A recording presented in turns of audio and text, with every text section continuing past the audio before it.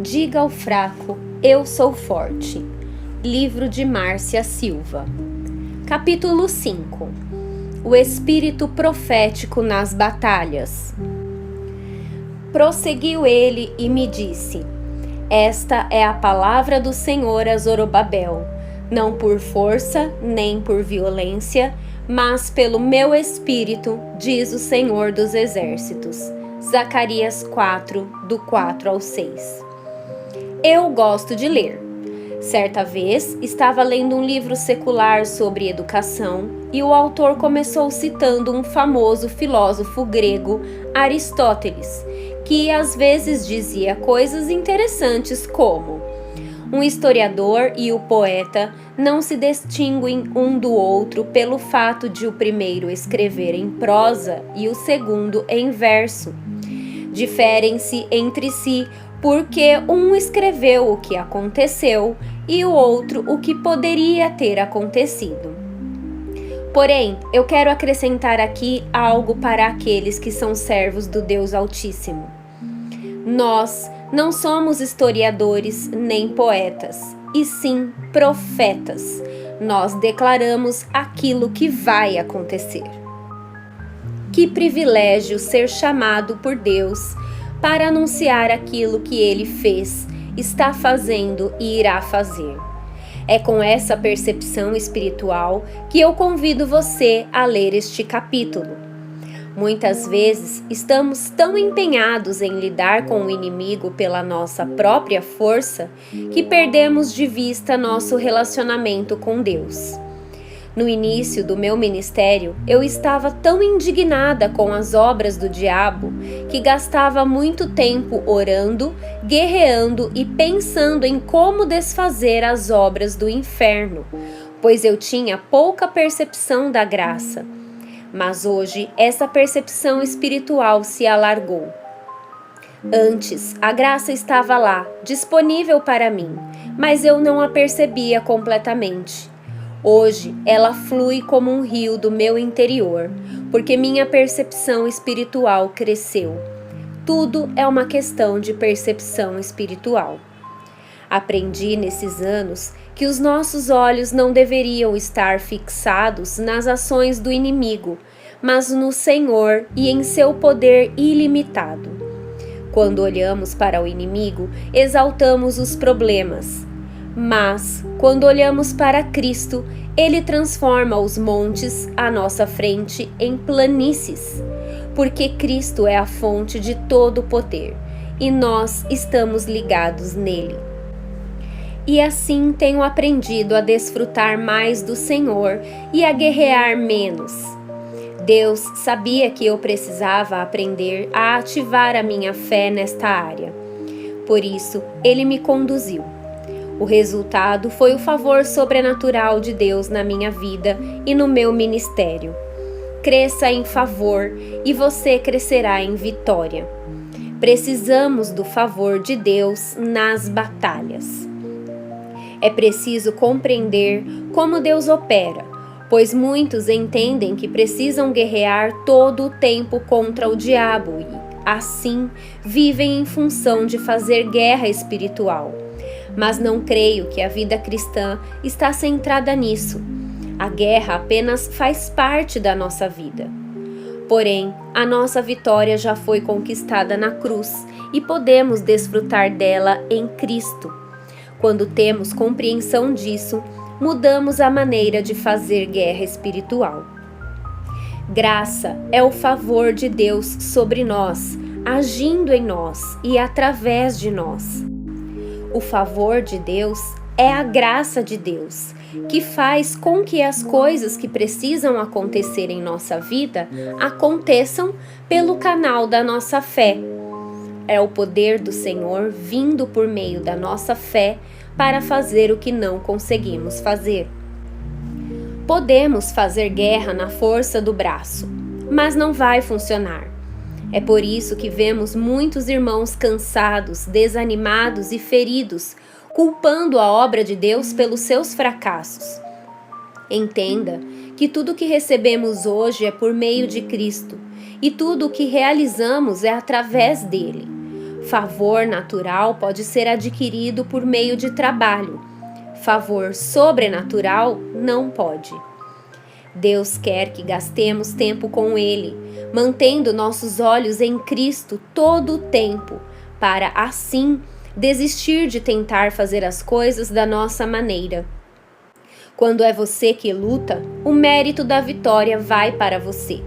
Pare de idealizar pessoas na liderança achando que elas são o máximo. Isso é inútil. Aprenda com essas pessoas, mas mantenha os olhos em Cristo. Somos os profetas da nossa geração. Agora que você entendeu como a graça e o favor de Deus atuam na nossa vida, vamos entrar no assunto principal deste capítulo, que é o espírito profético nas batalhas. A Bíblia está repleta de histórias de pessoas que venceram fortes inimigos porque confiaram no poder de Deus. Essas histórias estão registradas para nos ensinar e não para nos entreter.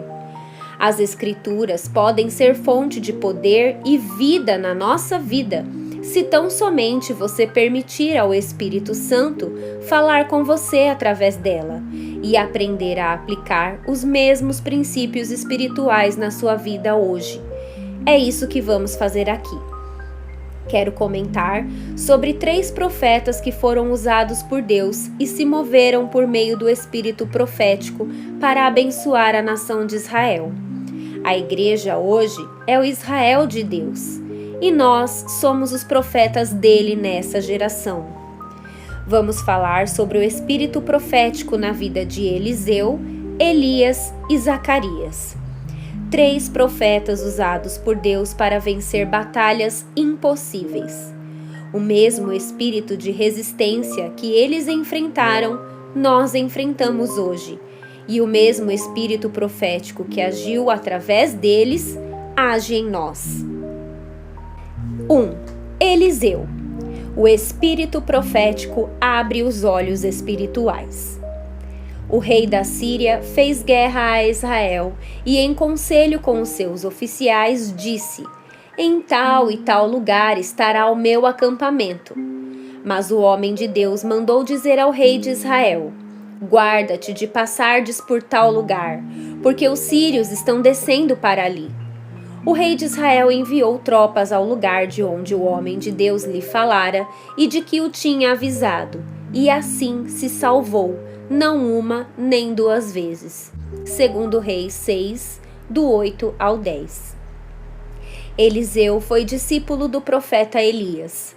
Nesse contexto, Eliseu já tinha sido escolhido por Deus e assumido a posição de Elias como profeta de Israel. O relato de seu chamado está registrado no livro de 1 Reis, quando ele deixa tudo para seguir Elias. A história desses 2 profetas é fascinante. Sugiro que você leia. O fato de Eliseu ter deixado tudo para se tornar um discípulo e depois ser escolhido para assumir o ministério de Elias fala muito sobre ele. Ainda hoje, Deus chama pessoas para uma obra exclusiva, mas nem todos têm disponibilidade para dizer sim. Isso mostra que alguns pagam um preço maior do que outros, mas a sua utilidade para Deus também se torna maior do que a de outros. No início, falamos sobre o favor de Deus, mas é perceptível que alguns experimentam uma medida maior de favor.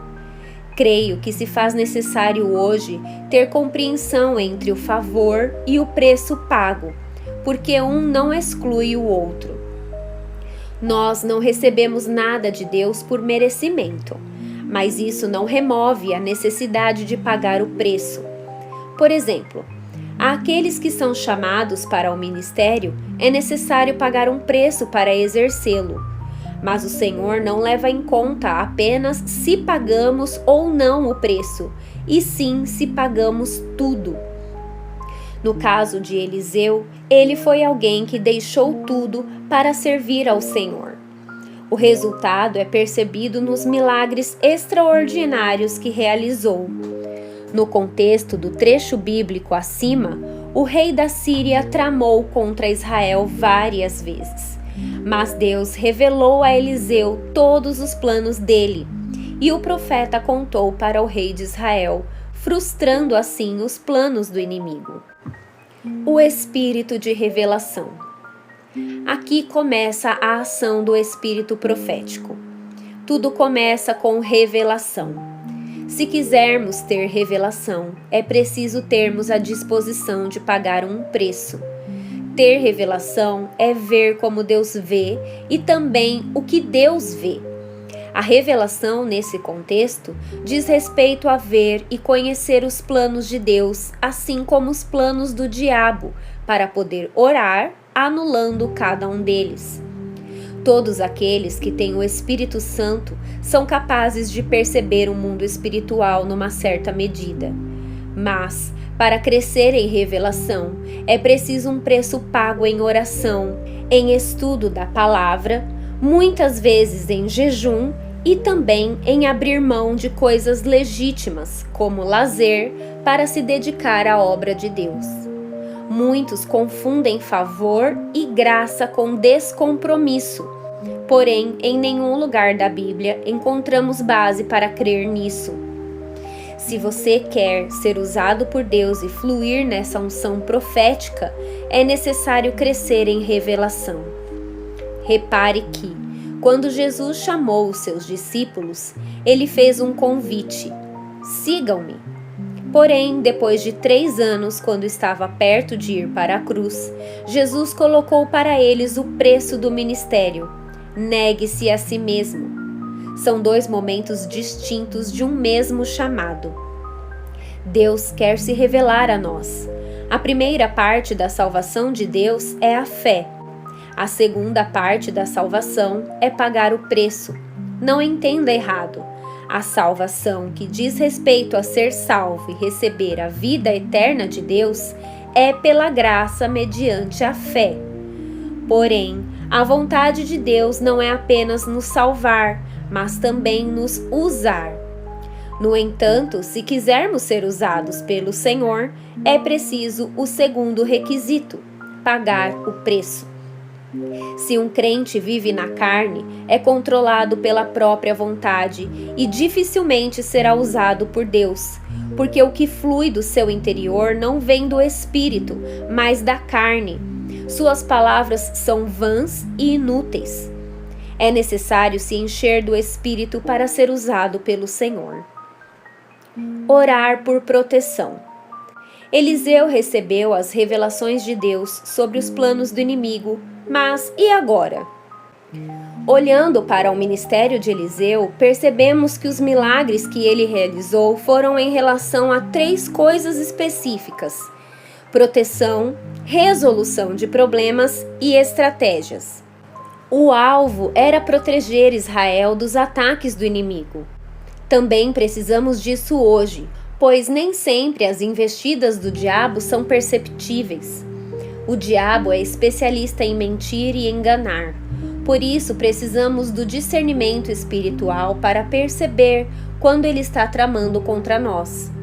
Do contrário, seremos presas fáceis para o inimigo. Aprenda a orar por proteção. Ore pela sua casa, familiares, irmãos, liderança, porque a oração desfaz as obras do diabo. E quando Deus mostra algo que você não compreende, mas sabe que procede dele, vá orar até discernir, pois o espírito profético se move em nós para protegermos uns aos outros. O Espírito de Deus se movia através de Eliseu para proteger o povo do Senhor, mas também para dar solução a problemas difíceis.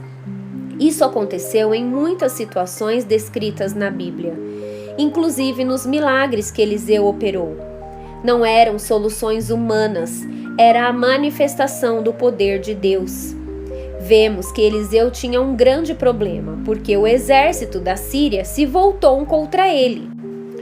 Então, tendo-se turbado com este incidente o coração do rei da Síria, chamou ele os seus servos e lhe disse: Não me fareis saber quem dos nossos é pelo rei de Israel? Respondeu um dos seus servos: Ninguém, ó rei, meu senhor. Mas o profeta Eliseu, que está em Israel, faz saber ao rei de Israel as palavras que fala na tua câmara de dormir. Ele disse: Ide e vede onde ele está, para que eu mande prendê-lo. Foi-lhe dito: Eis que está em Dotã. Então enviou para lá cavalos, carros e fortes tropas. Chegaram de noite e cercaram a cidade. Segundo Reis 6, do 11 ao 14. As revelações de Eliseu sobre os planos do inimigo eram tão precisas que o rei da Síria pensou que havia um traidor entre eles. E é claro que nenhum traidor escaparia da mão do rei. Assim, acusaram o profeta de ser o responsável por revelar os planos do rei da Síria ao rei de Israel. Nesse momento, Eliseu se tornou o alvo da ira do rei. A Bíblia relata que o rei da Síria enviou um exército para prender Eliseu, o que parece algo exagerado, mas mostra a dimensão que uma guerra espiritual pode tomar. A intenção do ataque inimigo é neutralizar a sua fé através do medo.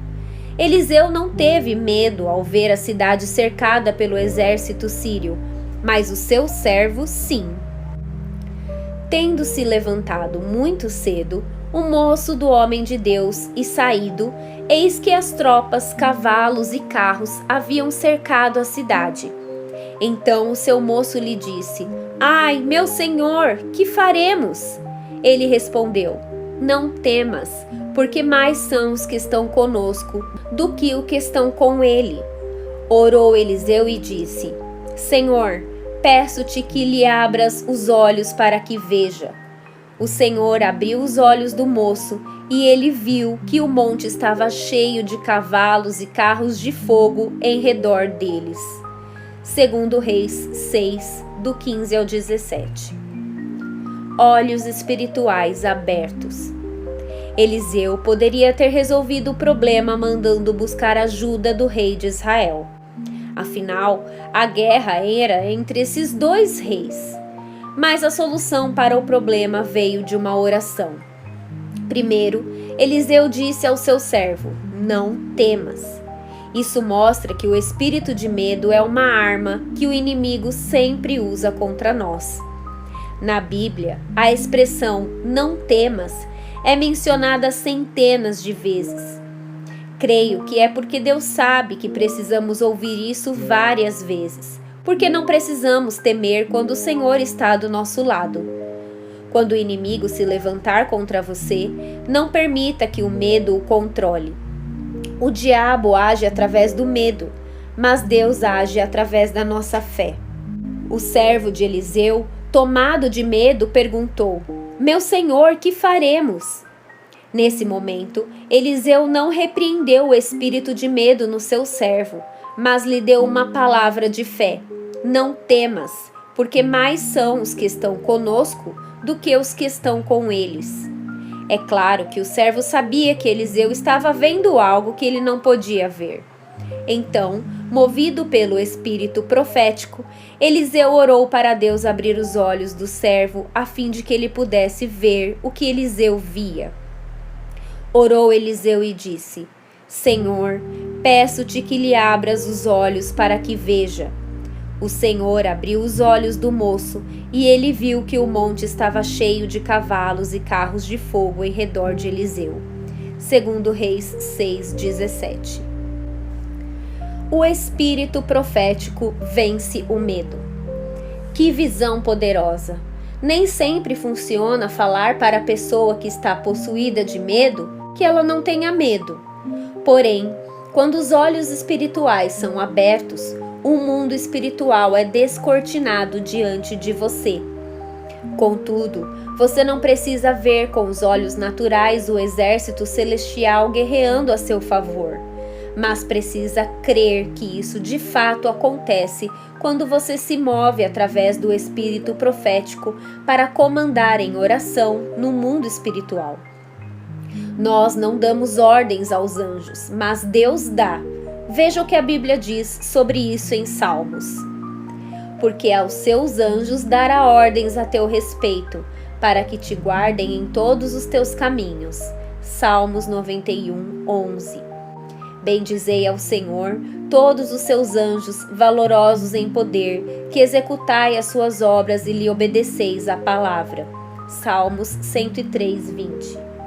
Depois que os olhos espirituais foram abertos, Deus deu a Eliseu uma estratégia de vitória. O profeta liberou uma palavra contra o exército sírio, que foi o ataque preciso para desarmar todo o exército e anular aquele ataque que era contra ele. Orou Eliseu ao Senhor e disse: fere, peço-te, esta gente de cegueira. Feriu-a de cegueira conforme a palavra de Eliseu. 2 Reis 6:18. Embora o rei tivesse enviado soldados armados até os dentes para prender Eliseu, com carros e cavalos de guerra, isso foi tudo inútil diante da palavra do profeta. Quando Deus quer fazer algo extraordinário, Ele faz. 2. Elias, o espírito profético e a oração de comando. Elias era homem semelhante a nós, sujeito aos mesmos sentimentos, e orou com insistência para que não chovesse sobre a terra.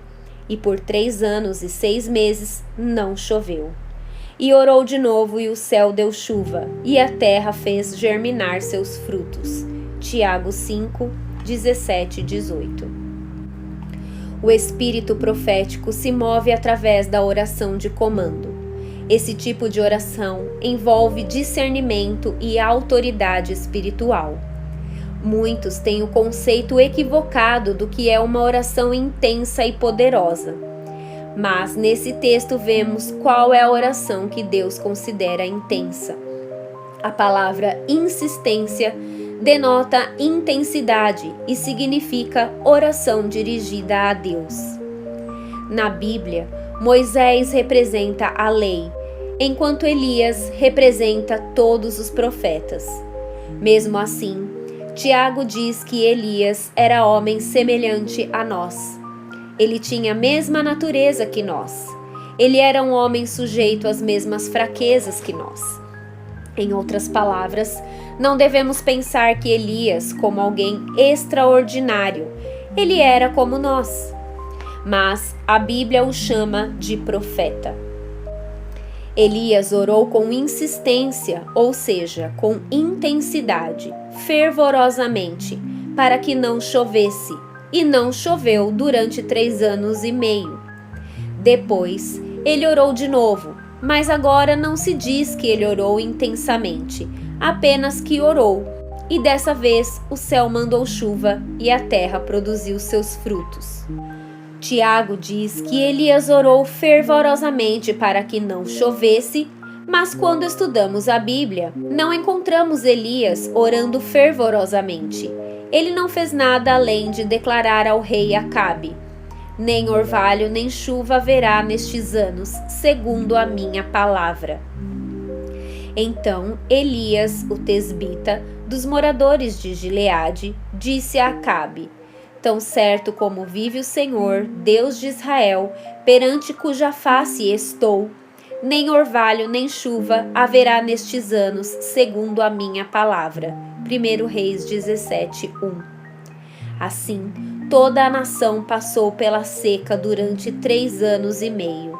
Ao fim desse período, após a vitória contra os profetas de Baal no Monte Carmelo, quando desceu fogo do céu sobre o altar, neste mesmo dia Elias orou.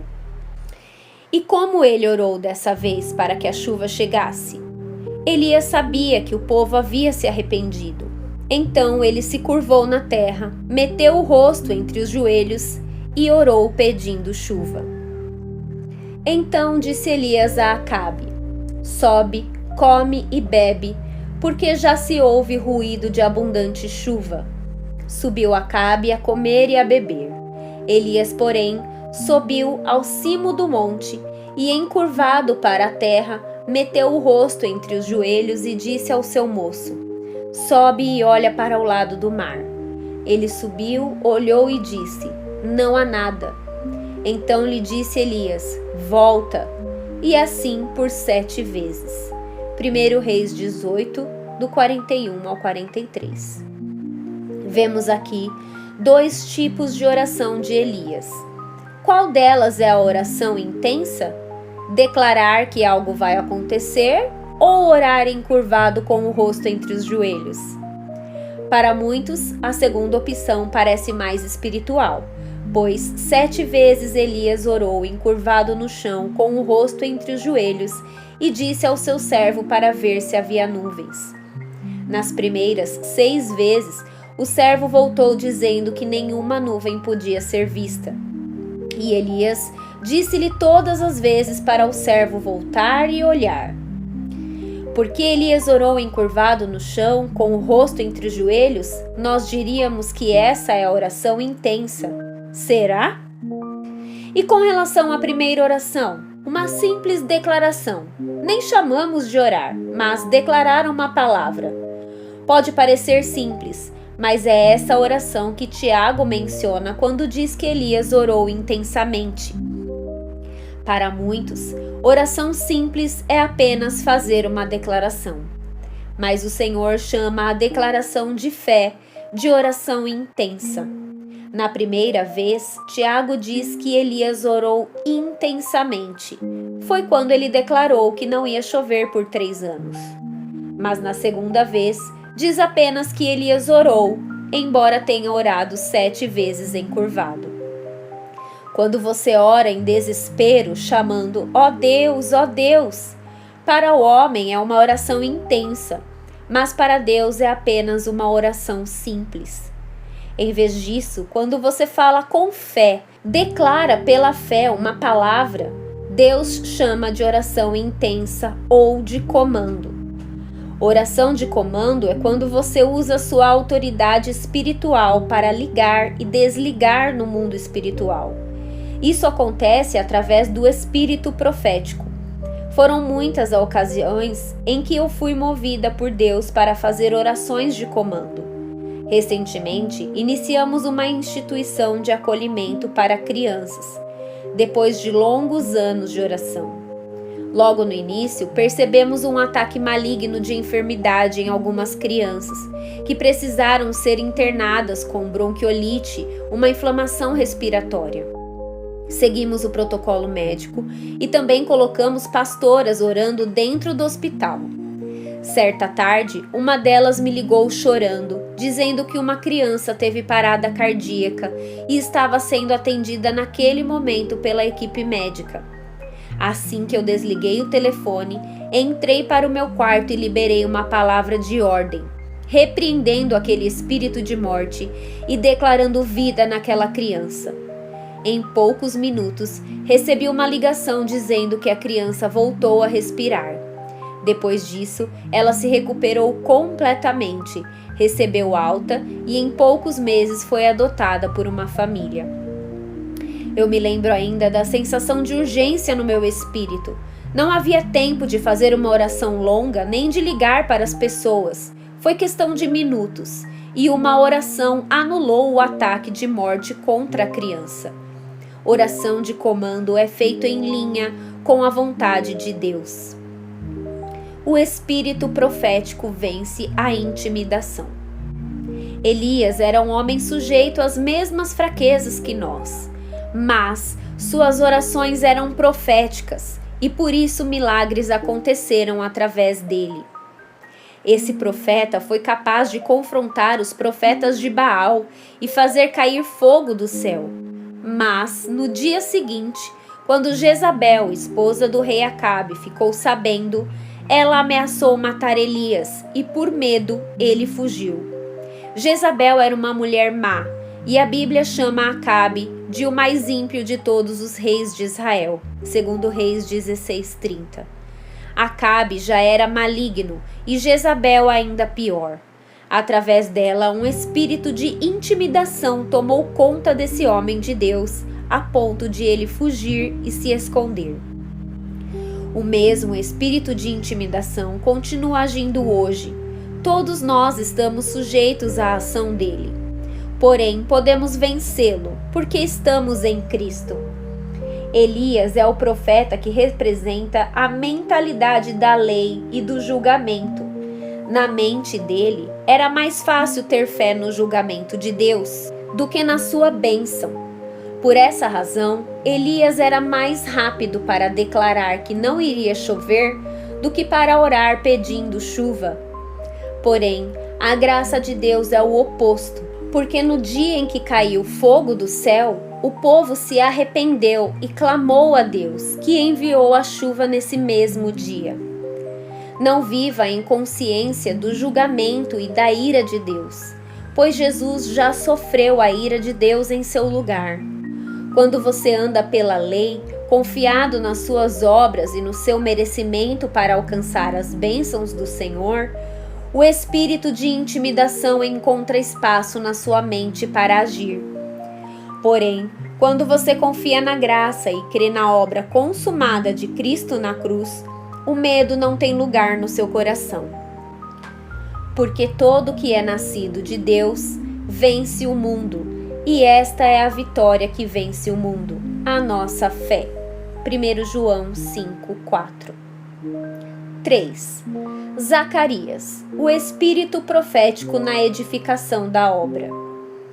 Prosseguiu ele e me disse: esta é a palavra do Senhor a Zorobabel, não por força, habilidade, nem por poder, força humana, mas pelo Espírito, diz o Senhor dos Exércitos. Zacarias 4, do 4 ao 6. Muitas coisas ruins que acontecem em nossa vida natural possuem origem espiritual. Se removermos as causas espirituais, essas coisas naturais começam a fluir espontaneamente. Podemos ver esse princípio na história de Zorobabel. Talvez você não esteja familiarizado com esse personagem, mas certamente sabe que o povo de Israel foi levado cativo para a Babilônia pelo rei Nabucodonosor. Eles estiveram ali debaixo do domínio da Babilônia por 70 anos. Ao fim desse período, o Império Babilônico caiu e em seu lugar se levantou o Império Persa. Nesse tempo, houve um rei chamado Ciro, que foi usado por Deus para mandar o povo de Israel de volta para sua terra. Entre os que voltaram estavam Esdras, Neemias, Ageu, Zacarias, Zorobabel e Jesua.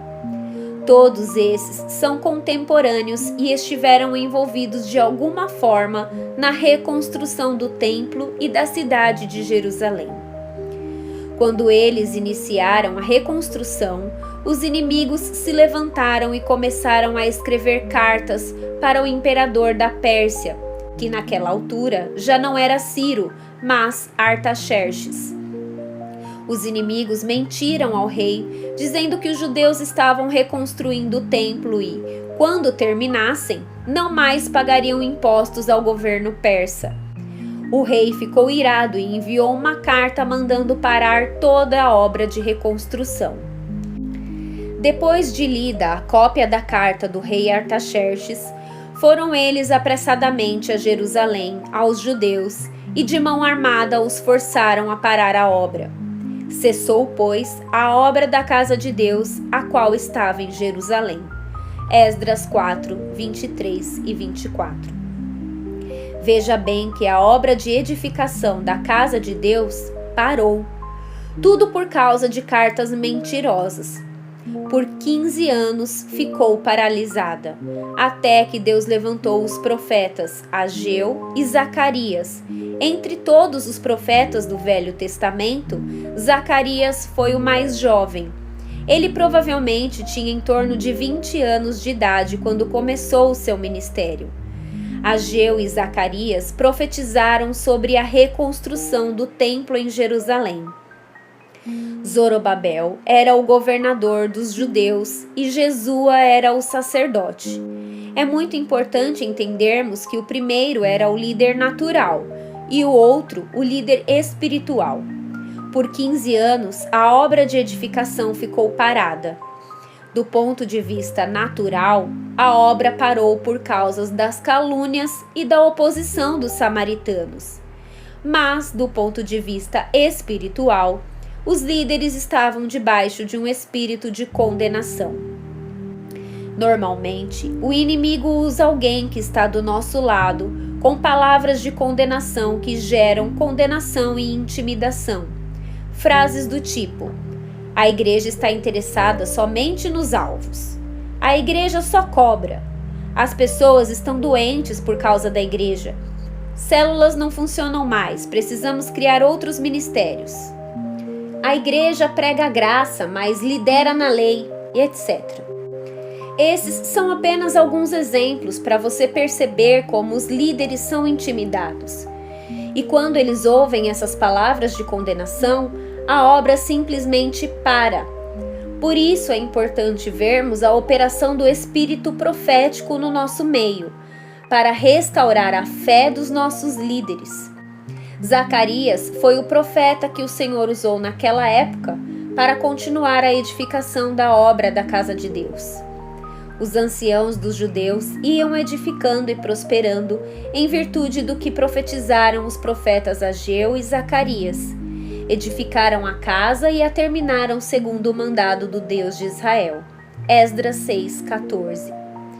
A Bíblia diz claramente que eles prosperaram por causa da pregação de Ageu e Zacarias. Precisamos entender que a pregação de hoje é um tipo de profecia também. É por causa dessa pregação profética que os irmãos são movidos a continuar a obra de edificação. Toda pregação inspirada é uma forma de profecia, e por causa dela, os irmãos podem prosperar e a casa de Deus pode ser edificada. Os líderes pararam a obra por causa da condenação contra eles. Mas Deus usou o profeta Zacarias para liberar uma palavra, e a obra foi concluída. Zacarias era um profeta que tinha visões. Suas palavras eram poderosas e baseadas em profundas visões espirituais.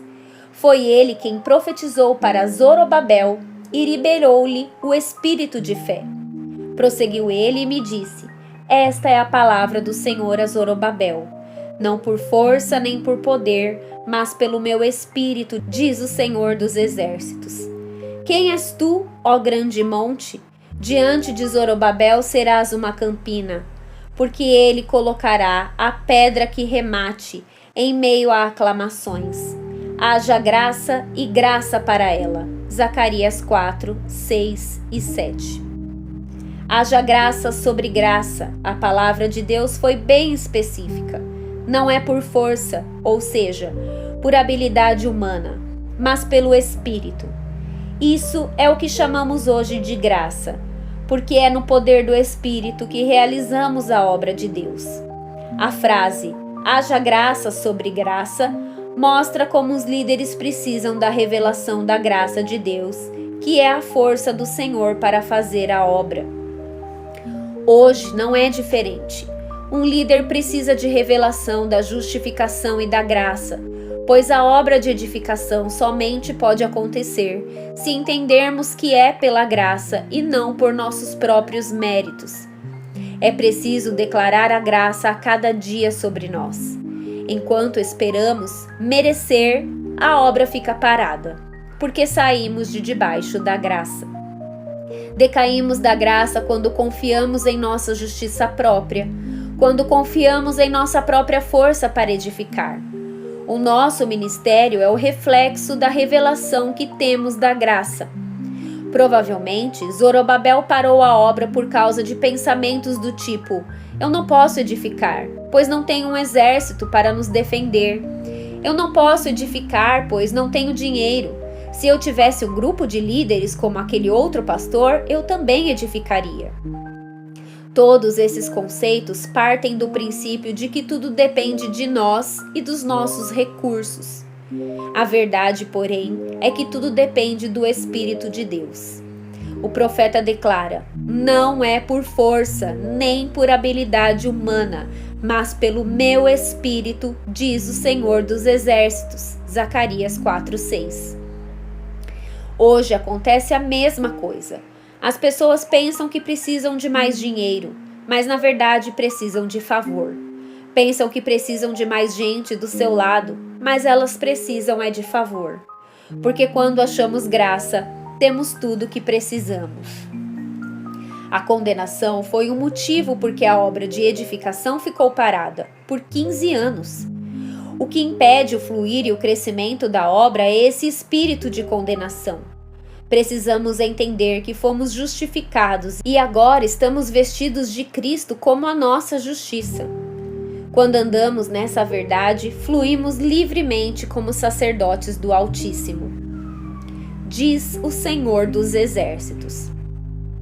A expressão Senhor dos Exércitos aparece 52 vezes no livro de Zacarias. Isso mostra que o espírito profético está associado à guerra. Precisamos deste espírito para subjugar o inferno, como foi nos dias de Eliseu, de Elias e de Zacarias. Primeiro, precisamos dele individualmente, para subjugar o espírito de condenação, pois quando temos revelação da graça, compreendemos que não é por força ou por habilidade humana, mas pelo Espírito do Senhor que edificamos uma obra espiritual. Porque todas as nossas obras Ele faz por nós. O Espírito profético flui, falando e confessando aquilo que somos em Cristo. O líder que declara a sua posição de justo em Cristo nunca pode ser intimidado, porque essa posição não foi conquistada por ele, mas por Cristo, e é Cristo quem a mantém. Segundo, precisamos do espírito profético na igreja, porque a igreja é o exército de Deus na terra. Nós somos um exército e servirmos ao Senhor dos exércitos. Por isso, fluímos neste mesmo espírito profético para subjugar o inferno. O livro do profeta Zacarias termina falando da alegria em concluir a edificação do templo. O prumo na mão de Zorobabel era a primeira pedra da construção, e a pedra de arremate era a última a ser colocada na construção, o que simboliza a conclusão da obra. Isso é uma referência ao ministério que Deus confiou à igreja da edificação da obra. Da mesma forma, a ordem de Deus para nós hoje é servir ao Senhor com alegria. Pois quem despreza o dia dos humildes começos, esse alegrar-se-á vendo o prumo na mão de Zorobabel. Zacarias 4:10. Essa história termina falando da alegria em participar da edificação da obra de Deus. Hoje estamos envolvidos na edificação da igreja e precisamos dessa alegria e desse espírito profético para silenciar nossos inimigos e para multiplicá-la. Precisamos também liberar esse espírito profético sobre as próximas gerações, para que eles cresçam com esse espírito de fé, pois Deus está levantando uma geração de profetas que não andam por força, mas se movem pelo Espírito. Cremos que o Espírito Santo controlando os homens ultrapassa a força de um exército. Fim do capítulo 5.